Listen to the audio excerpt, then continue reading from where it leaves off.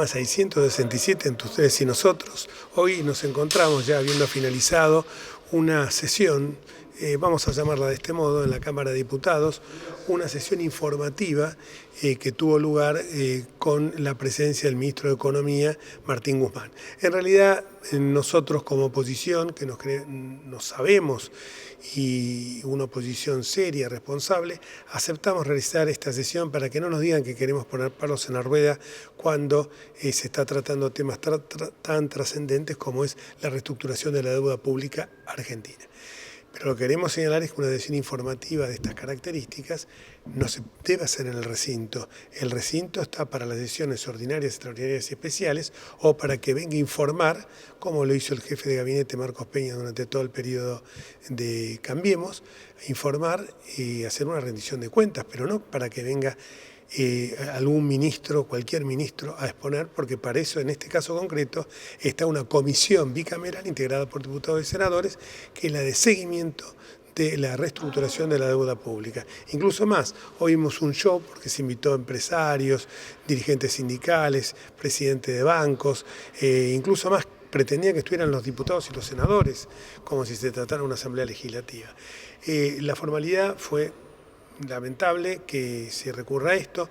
Nosotros venimos sosteniendo, aunque todo lo que esté a nuestro alcance para no poner palos en la rueda a la gestión del gobierno, lo vamos a hacer, aún teniendo que soportar algunas cuestiones como que sistemáticamente, como pasó la sesión del 29 de febrero, como pasó la de emergencia económica en el mes de diciembre, y como pasó en esta, nos vengan a acusar de haber sido nosotros el causante de esta deuda pública. Cuando la deuda pública en el año 2015, cuando se llama Mauricio Macri, estaba en 253.000 millones de dólares y cuando se fue Macri aumentó en 70.000 millones. ¿Pero por qué? 50.000 fueron para pagar los desaguisados, que fueron los fallos del juez Griesa, los fallos del CIADI, los fallos vinculados con los holdouts de Aerolíneas Argentinas, Club de París. Entonces, ahí se fueron 50.000. Y los 20.000 restantes era que, entre paréntesis, cuando dicen que pagaron y que cacarearon tanto que habían pagado todo, no pagaron todo. Dejaron una abultada cantidad de intereses sin pagar, que eso conspiraba contra la posibilidad que la Argentina pudiera acceder a los mercados y a los organismos de crédito internacionales. Los 20.000 restantes fueron para conjugar el déficit fiscal que nos habían dejado de los 12 años de gobierno kirchnerista. No nos olvidemos que mientras Scioli le dejó a María Eugenia Vidal en la provincia de Buenos Aires, una provincia realmente devastada, eso sí era tierra arrasada, no había plata para pagar los sueldos en el mes de diciembre del 2015, nosotros, y está así documentado, dejamos los fondos suficientes, no solamente para pagar los sueldos y poder sufragar todos los servicios y todos los gastos del mes de diciembre, sino también de enero del 2020. Y como si esto fuera poco, el señor Kicillof, que vino a alardear de que no iba a pagar, de que iba a hacer, pagó hasta el último peso con ¿qué recursos? Con los recursos que habían quedado de la administración de María Eugenia Vidal. Entonces, que no hable más de tierra arrasada, porque después nosotros tenemos que venir a paliar los desastres económicos que hacen. Cuando me hablan a mí de crecimiento económico y de déficit fiscal, yo digo, los últimos 100 años hubo 91 años donde vivimos sin crecimiento económico y con déficit fiscal. La gran mayoría no. La gran mayoría de los periodos en que vivimos con déficit fiscal fueron justamente los periodos donde nos gobernaron gobiernos populistas, sea de signo peronista o militar. Entonces, cuando yo veo hoy esto y digo, bueno, viene a hablarnos a nosotros, en lugar de ofrecernos un programa, un plan económico, nos vienen a decir que, bueno, que la reestructuración de la deuda no pueden hablar mucho porque hay contingencias, o sea, como que esto es algo que va a variar día a día. ¿Eso lo escuchamos nosotros? ¿Lo escuchan los acreedores? ¿Qué grado de confianza puede tener un acreedor o un potencial inversor? Por eso fracasó la colocación de deuda pública o de canje de deuda hace pocos días y por eso también ocurrió lo mismo hace 24 horas. Entonces creo que si nosotros nos generamos confianza, no vamos a lograr crédito hacia adelante. Creo que lo importante es lograr crecimiento económico, no están hablando de esto. Mire, yo me hice acordar, cuando lo escuchaba hablar honestamente a Guzmán, pensé que era Lorenzino, me quiero ir, porque dio la misma sensación. Una clase, nos dio una clase como si fuera para niños de una escuela primaria sobre economía. Pero todo el mundo sabe que necesitamos crecer para generar empleo, para producir lo que él se llama el círculo virtuoso, pero para esto es necesario las inversiones. ¿Y las inversiones cómo llegan? Si el que quiere invertir, le estamos diciendo, como un día dijo Kicillof, la seguridad jurídica, ese concepto horrible, ¿quién va a invertir? ¿Quién va a invertir si después le pedimos el préstamo a Fondo Monetario y le echamos la culpa a Fondo Monetario? ¿Quién va a venir a invertir con un gobierno bifronte? Alberto Fernández tiene todas las buenas intenciones de sanear esta deuda, pero sale la ex vicepresidenta y actual vicepresidenta Cristina Fernández diciendo en Cuba que va a pedir una quita. No nos agrupamos con el tema quita de capital, porque quita de capital es patear para adelante y pagar intereses. Intereses superlativos a lo que hubiéramos tenido que pagar. Entonces yo creo que estos temas son los temas que nos preocupan. Solucionar el tema del déficit fiscal, estamos totalmente de acuerdo que hay que hacerlo, pero si tenemos 5.800.000 jubilados, de los cuales 2 millones los jubiló el gobierno anterior, el gobierno de Cristina, sin haber hecho un solo aporte, ese es un tema que lo tenemos que tratar. Hablemos de las cosas en serio, hablemos de la reforma tributaria, la reforma laboral y de la reforma previsional. Esos son los temas que hay que tratarlo. Y después no tenemos moneda. El 80%, lo han dicho hoy Luciano Laspina, el 80% de la deuda argentina está en dólares, mientras que en la región la gran mayoría, el 80% de la deuda está en moneda doméstica, en Brasil es el 90%. Entonces no podemos, y sobre todo otro tema que no se habló, que es el presupuesto, la ley de leyes. El presupuesto es el programa económico de un gobierno. Acá no se habló. Estamos a 12 de febrero. No se habla del presupuesto cuando nosotros lo presentamos en tiempo y forma. Hubieran utilizado ese presupuesto y le hubieran hecho los cambios y los ajustes necesarios, pero tendríamos presupuesto. Yo creo que esto ha sido simplemente fútbol para la tribuna, fulbito para la tribuna, realmente, porque esto es, por supuesto que nosotros colaboramos, ponemos el hombro, si esto sirve para que en los mercados internacionales vean que por tercera vez emergencia económica, reestructuración de deuda y luego este informe, esta conferencia de prensa que vino a hacer el ministro sin que hubiera posibilidad de repreguntas, sirve en buena hora porque nosotros queremos poner el hombro al país, pero no que nos vengan a decir que lo desaguisado lo cometimos nosotros, sino que esto viene de mucho tiempo atrás y los gobiernos populistas fueron la causa esencial de esto que sucedió. Bueno, y ahora vamos a escuchar las voces de algunos diputados, Pablo Torello, Brenda Austin, Omar de Marchi. El Colegio Profesional Inmobiliario auspicia este programa. Colegio Profesional Inmobiliario, cada vez más profesionales. ¿Conocés los planes de salud de Andar, la obra social de los viajantes vendedores? Planes para empleados en relación de dependencia, monotributistas y particulares. Solicita un asesor comercial al 0810-345-0184. Los escribanos de la ciudad lanzan los documentos notariales digitales. La misma seguridad de los documentos papel en soporte digital. La misma certeza de la firma hológrafa con firma digital. Y hacen de la seguridad informática tu seguridad jurídica. Colegio de Escribanos de la Ciudad de Buenos Aires. Una reflexión breve acerca de la exposición del ministro y bueno, de la conferencia de prensa.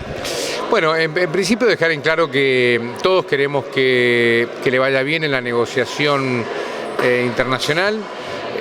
Gran parte de lo que sucede en la Argentina en el próximo tiempo tiene que ver evidentemente con la renegociación de esa deuda, pero también entendemos que el ministro utilizó mucho una palabra que es la incertidumbre.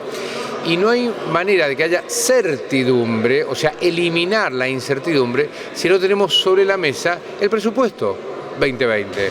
Herramienta fundamental para saber hacia dónde va la Argentina, cómo vamos a hacer para crecer y a su vez también para que los acreedores con los cuales se tenga que sentar a negociar sepan cuál es el rumbo de la Argentina en el próximo tiempo.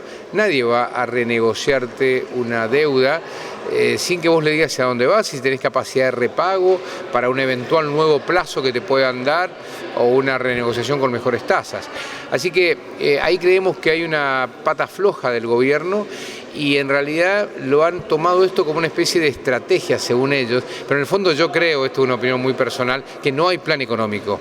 El ministro hasta horas antes de asumir dormía en Nueva York, no había equipo, es como que están prácticamente recién aterrizando y están tomándose este tiempo para desarrollar un plan económico que aparezca como sustentable en el tiempo. Sí, y también lo académico va por un carril y el estar en la cancha es muy distinto a lo que dicen los libros, las teorías, las exposiciones y las conferencias, ¿no? Sí, de todos modos sorprende algo, ¿no?, en el ministro, a quien lo veo un tipo serio, prudente, pero han habido muchas contradicciones de manual. O sea, uno podría decir, bueno, mira, dijo lo que dice cualquier manual y de ahí no se corrió el libreto, pero yo creo que contradijo muchas veces al manual, como por ejemplo decir que la única manera de que haya repago de deuda es que haya más exportaciones. Si no se exporta, no hay posibilidad de que Argentina obtenga los dólares para pagar sus deudas. Ahora, la pregunta es, ¿cómo vas a generar mayor exportación en un marco de tanta adversidad como el que plantea el gobierno, con mayor presión impositiva, con recortes sobre los sectores más vulnerables? Por lo tanto, y para colmo sosteniendo algo que es básico, él dijo, no vamos a poder llegar al superávit fiscal. Esto significa decir, vamos a seguir poniendo plata todos los años. Entonces no nos dice de dónde va a surgir esa plata para pagar esa brecha de déficit que existe entre lo que gasta y lo que recauda. A ver, en definitiva, creo que el ministro es una persona bien intencionada, prudente, un académico estudioso aparentemente, pero creo que para ir al hueso del asunto hizo agua. Sí, para cerrar, más exportación cuando la Argentina depende de las exportaciones básicamente del agro, del campo. Claro, y las castiga es decir, más impuestos, más retenciones, ¿cómo va a exportar más? Exactamente, bueno, esas contradicciones que tenemos son también básicas, el ministro no las explica. Y por otro lado, a su vez también utilizó frases, ¿no? Nunca más al endeudamiento. Bueno, sí, de acuerdo. El kirchnerismo endeudó a la Argentina casi 100.000 millones. Y tampoco fue a infraestructura, al contrario, ¿no? Fue a otros lugares. Ese dinero que todos lo hemos visto, cómo se revoleaban bolsos por los conventos, como empresarios, pseudoempresarios del día a la noche parecían ricos. Bueno, ahí también fue parte de la deuda que la Argentina contrajo durante muchos años. Por lo tanto, en este tiempo, no es tiempo de chicanas. Por eso el ministro por ahí creo que se excedió en algunas frases innecesarias y que debió haberse concentrado mucho en la cuestión estrictamente dura, económica, puntual, seria, prudente, para, bueno, a partir de allí emerger todos juntos y poder negociar mejor. Bueno, en primer lugar decir que nosotros asistimos a esta invitación a escuchar las palabras del ministro, primero en un gesto de acompañamiento de parte de nuestro interbloque a un momento difícil que atraviesa el país y donde creemos que realmente hay que entender que la discusión sobre la deuda tiene que ser pensada como una política de Estado. Es un tema, lo hemos repetido muchas veces, incluso cuando éramos oficialismo, de que no es un tema que tiene que estar en la arena política para tirar culpas unos y otros. Porque los números no mienten.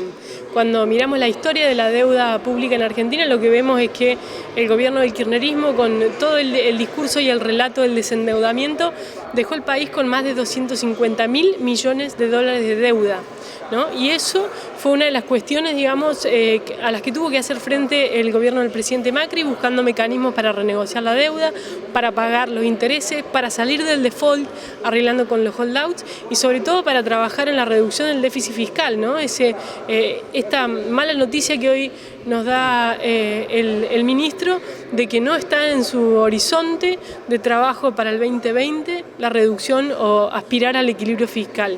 Eso también nos lleva a otra pregunta, que es que el ajuste de casi 2 puntos del PBI que hicieron a fin de año, que implica un aumento en la recaudación para las arcas del Estado, ¿a dónde va a ir? No hay precisiones sobre eso. Si no va a reducir el déficit, ¿a dónde va? Porque tampoco tenemos ningún atisbo de qué van a hacer con la discusión del presupuesto nacional, que es la otra gran preocupación que tenemos.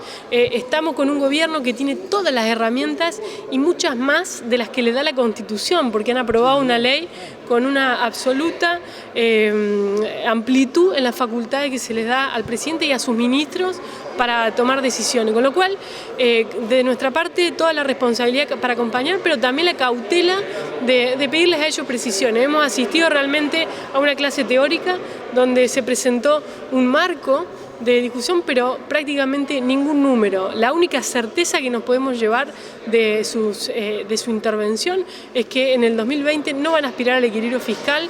Y también otra más que me parece importante y en la que creo que todos debiéramos prestar la atención, que es decir que, por ejemplo, a los jubilados la fórmula que están analizando va a ser sobre el crecimiento del país. Ya han dicho y todos avisoramos que no estamos entrando a una senda de crecimiento en los próximos años, por lo cual indudablemente la fórmula que había aprobado este Congreso el año pasado, que era una fórmula que ajustada por inflación, era mucho más beneficiosa para los jubilados. Entonces, creo que ahí están los interrogantes, las dudas, las preocupaciones que tenemos es sobre quién van a hacer recaer este ajuste que han hecho, evidentemente por lo que han dicho una vez más sobre los jubilados, y qué van a hacer con el remanente, ¿no? Con lo que están recaudando, cómo lo van a repartir, con qué criterio, o si lo que piensan es, una vez más, este criterio de discrecionalidad política de intentar gobernar el país con la billetera, que es en definitiva la plata de los argentinos. Así que, de nuevo, deseamos que realmente le vaya bien en esta estrategia que hasta acá viene lamentablemente fracasando, pero que esperamos que puedan encontrar las pistas que no nos quiso dar hoy en el Congreso, que puedan estar en un plan de mediano y largo plazo para el crecimiento de Argentina. Ojalá las tenga, ¿no? Ojalá las tenga, ojalá las tenga. Hasta ahora no ha dado pistas, pero bueno, esperamos que realmente en las próximas semanas empiecen a develar un poco este juego de póker que mal ha llamado el presidente, y a entender que detrás de su estrategia está el futuro de los argentinos, ¿no? Así que cuanto más puedan abrir el juego y negociar con seriedad, con franqueza y pensando en el largo plazo y no solamente en los próximos años, me parece que es importante. Sí, buenas noches. No, bueno, básicamente el ministro es poco lo que dijo. Nosotros esperábamos muchísimas más especificaciones. Habló generalidades, habló bastante del pasado. La realidad que cuando uno ve que ellos ganaron a paso por mucho en agosto, ganaron en octubre, hace 60 días que asumieron y no tenemos nada. Y la verdad que las señales que están mandando los mercados internacionales y las refinanciaciones de la deuda dejan bastante que desear. La verdad que lo vemos con preocupación. Yo lo vi optimista al ministro, como diciendo que el plan está funcionando. Yo no soy tan optimista como él, a lo mejor soy demasiado crítico, pero no soy tan optimista. Veo que los mercados no están acompañando y la economía es una cuestión de confianza, básicamente. Es invierto en un país o no invierto en un país. Y nosotros lo que necesitamos es que inviertan en comprándonos los bonos o inviertan en producción. E inclusive las medidas del 18 de diciembre, donde se votó la ley de sustentabilidad de la deuda y la ley de emergencia, donde se dieron las emergencias, también fueron un mazazo impositivo sobre los sectores productivos. Por lo tanto, los sectores productivos están hoy con la guardia levantada. Si no hay medidas realmente buenas, porque no alcanza con una baja de tasas del orden que están hoy en el orden 38-40%, tampoco alcanza, porque tienen un dólar, por ejemplo, para todo lo que es exportación, tienen un dólar clavado, recién ahora lo empiezan a mover. Tuvieron una devaluación encubierta del 30%, pasamos el 30% de su impuesto, es un 30%, y vamos a empezar, yo soy del sector agropecuario, y ya estamos empezando a tener inflación en dólares.